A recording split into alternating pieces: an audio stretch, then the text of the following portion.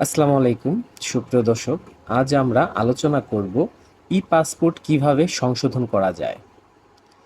আলোচনার প্রথমেই চলুন জেনে নেই কি কি বিষয়গুলো আপনি সংশোধন করতে পারবেন। ১, আপনার নাম। ২, আপনার বাবার নাম। ৩, আপনার মার নাম। ৪, আপনার বয়স। ৫, আপনার জন্মস্থান। প্রথমে আমরা আলোচনা করব আপনার নাম নিয়ে। আপনার নাম আপনি আংশিক পরিবর্তন অথবা ফুল পরিবর্তন করতে পারেন। আংশিক পরিবর্তনের ক্ষেত্রে আপনাকে অবশ্যই ১৮ বছরের উপরে হলে এনআইডি কার্ডের ভেরিফাই কপি সাথে জমা দিতে হবে। আর যদি ১৮ বছরের নিচে হন তাহলে সেই ক্ষেত্রে ডিজিটাল জন্ম নিবন্ধন জমা দিতে হবে আবেদনের সাথে। আর ফুল নাম পরিবর্তন করার ক্ষেত্রে আপনাকে অবশ্যই এনআইডি কার্ডের ভেরিফাই যে কপিটা আছে সেটা জমা দিতে হবে এবং আপনাকে থানা থেকে একটি পুলিশ ক্লিয়ারেন্স নিতে হবে।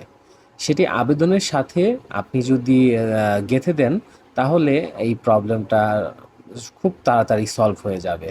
কিন্তু অনেকেই দেখা যাচ্ছে যে আবেদন করার পরে যখন আপনার রিওয়ার্কে আসে তখন পুলিশ ক্লিয়ারেন্স চায়, তখন অনেক দৌড়ঝাঁপ ঝামেলা পোহাতে হয়। সেই ক্ষেত্রে আপনারা চেষ্টা করবেন অগ্রিম পুলিশ ক্লিয়ারেন্স নিয়ে আবেদনটি জমা দেওয়ার জন্য। দ্বিতীয়ত হচ্ছে বাবার নাম। বাবার নাম আংশিক পরিবর্তন বা ফুল পরিবর্তনের ক্ষেত্রে সেম টু সেম লাগবে আপনাদের কাগজপাতি। যেমন ১৮ বছর উপরে হলে এনআইডি কার্ডের ভেরিফাই কপি, ১৮ বছর থেকে ১৮ বছরের নিচে হলে অবশ্যই জন্ম নিবন্ধন ডিজিটাল কপি সাবমিট করতে হবে।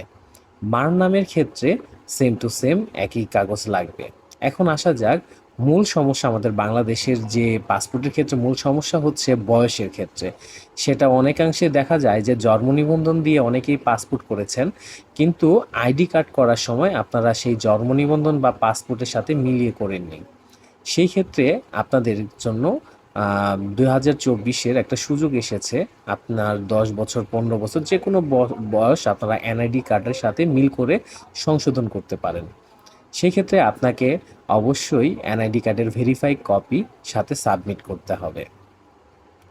আর আপনার সবসময় একটা জিনিস খেয়াল রাখবেন, আপনার পাসপোর্ট সংশোধনের ক্ষেত্রে কোনো কিছু আপনারা গোপন করবেন না। আপনারা যদি পাসপোর্ট সংশোধনের ক্ষেত্রে কোনো অপশন গোপন করে রাখেন তাহলে সেই ক্ষেত্রে আপনাদেরই সমস্যাটা বেড়ে যাবে এবং কি আপনাদের ব্যাংক ড্রাফটের টাকাটাও মানে মার যেতে পারে এই জায়গায়, আর ফেরত পাবেন না। এখন হচ্ছে স্থায়ী ঠিকানা। স্থায়ী ঠিকানা সংশোধনের ক্ষেত্রে সেম টু সেম আপনার এনআইডি কার্ডের ভেরিফাই কপি সাথে আপনাকে সাবমিট করতে হবে। অনেকেই আমরা আইডি কার্ড দিয়ে জাস্ট আবেদন করি, কিন্তু আসলে আইডি কার্ড দিয়ে আবেদন করলেই এখন আর হচ্ছে না। নতুন প্রজ্ঞাপন অনুযায়ী এখন আপনাকে অবশ্যই এনআইডি কার্ডের ভেরিফাই কপি আপনাকে সাবমিট করতে হবে। এটা পাসপোর্টের যে কোনো সংশোধনের ক্ষেত্রে।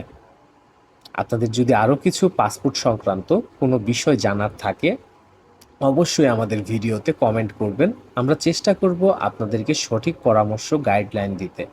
ধন্যবাদ সবাইকে।